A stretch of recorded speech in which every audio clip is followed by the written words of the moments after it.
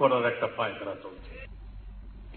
শুধু ব্যবসায়ী বা ভারতের স্বার্থে নয়, উভয়ের স্বার্থে সহযোগিতা করলে বাংলাদেশ সুবিধা পাবে বলে মন্তব্য করেছেন তত্ত্বাবধায়ক সরকারের সাবেক উপদেষ্টা ড আকবর আলী খান।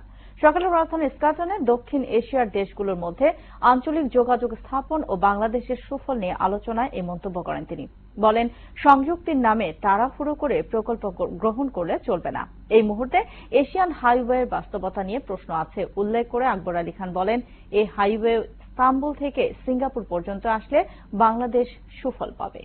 শুধু ব্যবসায়ীদের জন্য নয়, অথবা ভারতের স্বার্থে শুধু নয়, উভয়ের স্বার্থে আমরা যদি সহযোগিতা করি তাহলে তার নিশ্চয়ই তার সুফল পাবো।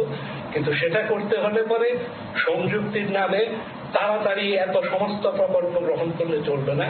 আমাদেরকে বাছাই করতে হবে, চিন্তা ভাবনা করে যদি আমরা কাজ করি তাহলে অবশ্যই সেটা টেকসই হবে।